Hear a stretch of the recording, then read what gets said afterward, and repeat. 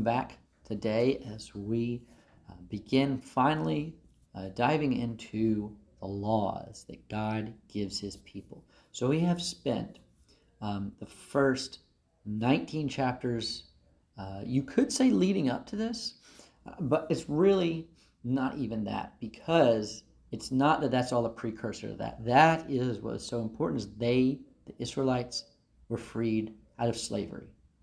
And that's a huge deal in and of itself. And that's what comes first. That is what God's focused on. And then he says, now that you have been freed, now that you are no longer slaves, you are free to worship me, and here is how to do that. So this is not the peak, I guess. This is not something that everything was building up towards, because the salvation itself, that's the big deal. Right? Just like how Jesus saves us, and yes, then there's things we should do. There's ways we should live and ways we should not. But the point of the Bible is not how do you live. The Bible is not what have you done, it's what has Jesus done. And then when we know and appreciate and love what Jesus has done for us, then naturally we will say, all right, well, what does that mean for me? How do I live now? And the Bible tells us. So we cannot forget the first very important part of this, which was what Jesus did. And for the Israelites, what God did to save them. And that's all summed up in chapter 20, verse 1. I am Yahweh your God, who brought you out of the land of Egypt, out of the house of slavery. Sums it all up right there. That's in chapter 20, verse 2.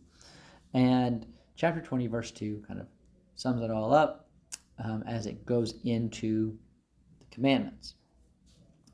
And here we have these what's called the Ten Commandments. After he says, I am Yahweh your God, who brought you out of the land of Egypt, out of the house of slavery, then he says, no other gods before him, don't use his name flippantly, remember the Sabbath, honor your parents, your father and your mother, don't murder or commit adultery or steal or bear false witness, which is lying, or covet, all of that stuff then comes. And these are pretty broad statements. And once he makes these statements, which are often called the Ten Commandments, then it says, now when all the people saw the thunder and flashes of lightning and the sound of the trumpet and the mountain smoking, the people were afraid and trembled. And they stood far off and said to Moses, you speak to us, and we will listen. But do not let God speak to us, lest we die. And so they're terrified because they heard God speak, and it was terrifying to them. They understood they were not good enough. They were not holy enough. They deserved death at the hands of this almighty God. And they said, Moses, you got to be the guy that goes to do him, because we are too scared. And he did. He was the guy that went, that was the mediator, the guy that was the in-between. You had God's people and you had God. He was the guy that kind of met in the middle. And it would go to the Israelites and it would go to God. And so here we can notice that God spoke these 10 words, the 10 Commandments, directly to the people. And then he conveyed everything else to Moses, and he spoke to the people all these other laws. And you might wonder, what is the relationship between these? Well, first you have this part that he said to them, specifically to God's people. And that is kind of broken up traditionally into two groups. And we actually see this. It comes from Matthew chapter 22. Jesus says about Moses' laws, right? He says that you have two summaries of the law. So chapter 22, he says that you've got verse 35. The lawyer asked him, teacher, which is the greatest commandment in the law? And he said to him, you shall love the Lord your God with all your heart, with all your soul, with all your mind. This is the greatest, first commandment. And the second is like it. You shall love your neighbor as yourself. On these two commandments depend all the law and the prophets. This is the grand summary. And you can see that with the first few of the commandments in chapter 20 and then the last group of them. They're not split half and half exactly, but So the first ones have to do more with God, relationship with Him, and the last ones have to do with your relationship with your neighbor, with other people. So what's sometimes called a vertical relationship and a horizontal relationship. A relationship with God, relationship with other people. And so you have that there. And then you have, after that, that's when you kind of get all these other laws. These other laws are all subsumed under these first ones that were given. Every law, let's see, you look at chapter 21, verse 15. Whoever strikes his father or his mother shall be put to death. Okay, so that goes under the category of honor your father and your mother. Right? That's a law that goes under that. And every single law that you have from here on out can be put under one or other of these categories. And we actually see, you may look at some of this and say, well, that seems like it's a little bit broader than what the statement is. Right, so you shall not murder. And then, you hurt somebody, and is that, if you harm someone, is that under murder? Well, yeah, it is. We actually see the New Testament interprets it that way.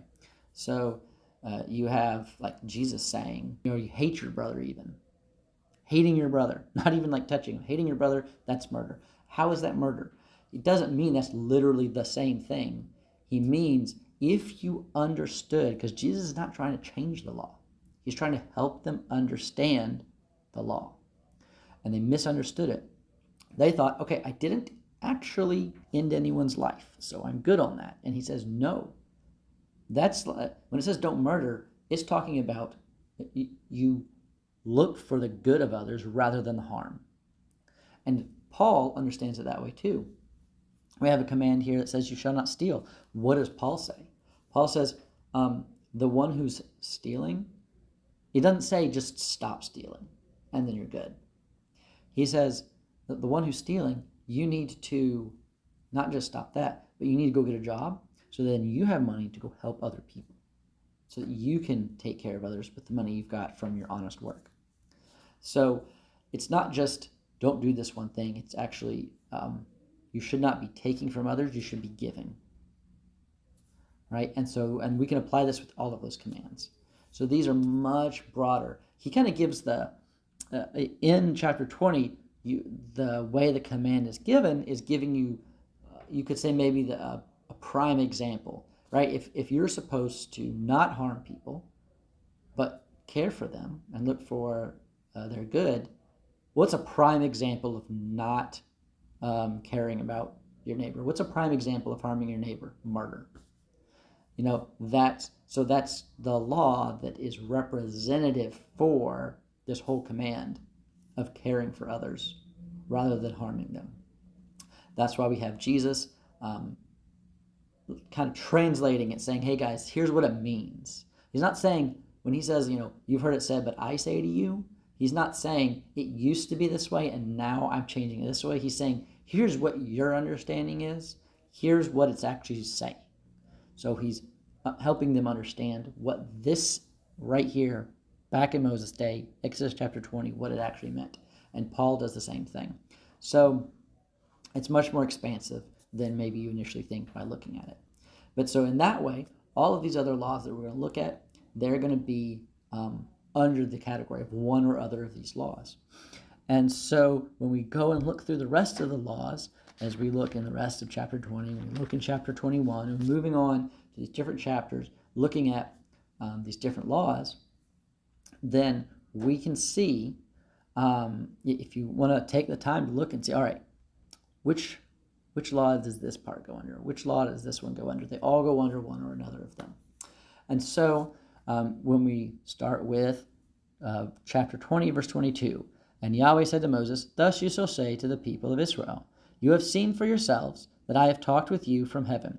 You shall not make gods of silver to be with me, nor shall you make for yourselves gods of gold. An altar of earth you shall make for me, and sacrifice on it your burnt offerings and your peace offerings, your sheep and your oxen. And every place where I cause my name to be remembered, I will come to you and bless you.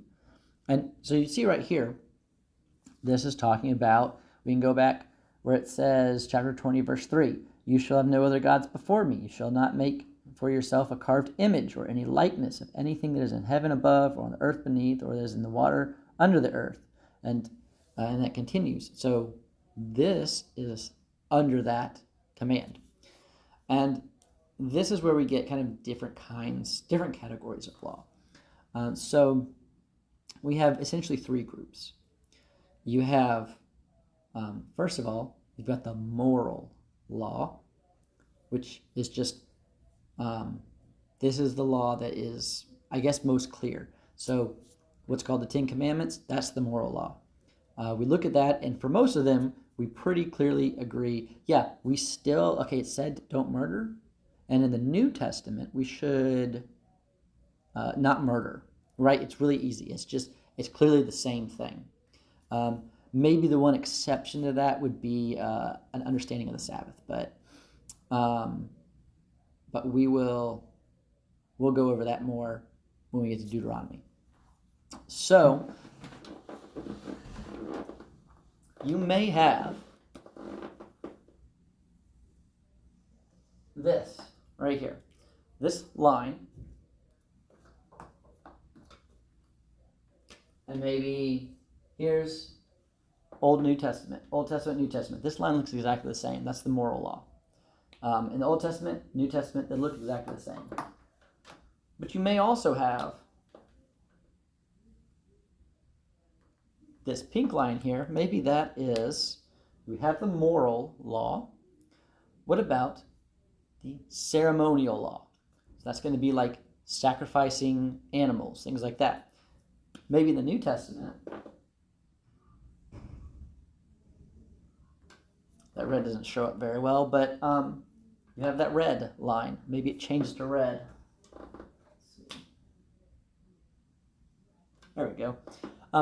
It's the same line, continuing all the way through, but it looks different. It's a little different color. And that's because things look a little different in the New Testament. You have sacrifices. In the Old Testament, God says, you aren't good enough, you sin, you need a sacrifice to pay the penalty for your sin. And so they sacrificed animals. They sacrificed lambs and bulls and goats. And we need the same thing. That has not changed. We need a sacrifice for our sins, just like they do. But we know that's Jesus. And even for them, it was Jesus because they kept having to sacrifice animals. And the book of Hebrews says, if that worked, you wouldn't have to keep doing it. But it's because it was pointing forward to Jesus, that's the reason he did it. So everyone needs Jesus to be that sacrifice, the ultimate sacrifice. And so because of that, it looks a little different because we're not still sacrificing animals because we don't need that reminder to point us forward to someone who will be the sacrifice. We already have that person who's already come, Jesus, right there at the turn into the and from the Old Testament to the New. And so now it looks a little different. We still need the sacrifice, but we know that's Jesus. So we don't have to sacrifice animals anymore. And we trust in Jesus who already did sacrifice himself. And then there's one last group. So you have the moral, you have the ceremonial, and then you have the civil.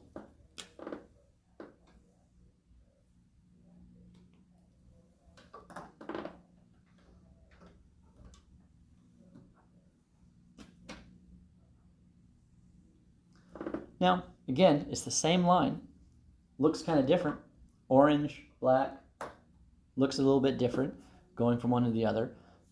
But this is something like, you might see later on, we're going to see it like you have to basically, if you have an ox that's in the habit of killing people, of goring, of attacking people, you have to, tie it up or fence it up or whatever. You have to use precautions to make sure you are not putting people in harm's way, which we can put this in with the sixth commandment, the sixth word, you shall not murder.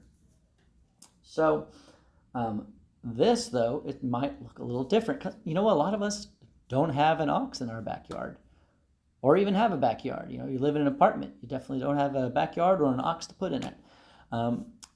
But here, it still applies because we can look back at what was the idea here. Protect life. Look out for others. Don't harm people. That's what the base level, what the point is of that. And so even if it looks different here, maybe you have a pool in your backyard. Are there often little kids who can't swim around that pool? Maybe what this is saying is, maybe the application today is put a fence around that pool. There's actually there's a command in the Old Testament that we're going to see that says you need to put a fence around your roof. Well, our roofs tend to be like this. It's kind of weird. Why would we put a fence around it? Well, they used to have flat roofs that they would stay on, almost like a second floor, second level. And so people would be up there and they could fall off. So put a fence to take care of that, to care for those people. We don't necessarily have to put a fence around our roof because that's not really applicable because no one hangs out up there, hopefully. That's not a part of our culture and not very practical. So we don't necessarily we don't have to follow this command. We don't have to follow the command, right? Which is put a fence around your roof. But we do have to follow the command in the sense that it may look different in the New Testament, but you still have to care about other people and do things to help them not be harmed, right? To look out for the good of others. What does that look like? It may look different. It may not be putting a fence around your roof, but maybe putting a fence around your pool, something like that. So it looks different, but it still applies to us today. It just looks in kind of a different way. So that is going to kind of wrap it up for what we're talking about today as we have begun our lessons into the law. And we kind of see the big picture first of what we're kind of getting into here, because we have these three different groups. We have the moral, the ceremonial, and the civil.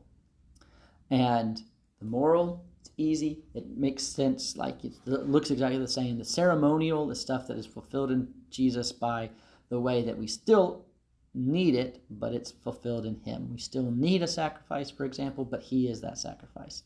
So we don't have to continue giving them because we've got the best one. And then the ceremonial, where based on our different culture, what we need to do is going to look a little different because we're in a different culture. And the civil, meaning like the government, the country, the civil is like this group of people, our culture, our society. We have different needs and different scenarios that we're going to require kind of looking at what they've got in their culture and say, why do they have that? What was the baseline as far as why that existed? What was the purpose of it? And how does that apply to us? Those ones are kind of the hardest ones a lot of times to understand how it translates. And so we'll try to get into some of that as we go through. But that's kind of the big picture as far as when we go through these laws, what that's going to look like. So until next time, when we move into more of chapter 20, into 21, 22, all of that, then feel free to go ahead and read ahead on these, be a little familiar with this, and that would be helpful as we move along through the commands that God gives his people at Mount Sinai. Thank you for watching that video. I hope that it helped you learn a little bit more about the Bible today. And if you'd like to continue to learn more about the Bible, then we have plenty of other videos on the channel. And if this has been helpful for you, then you can always let me know by subscribing to the channel. And hopefully I'll be able to continue to help you learn even more about God's Word. Thanks.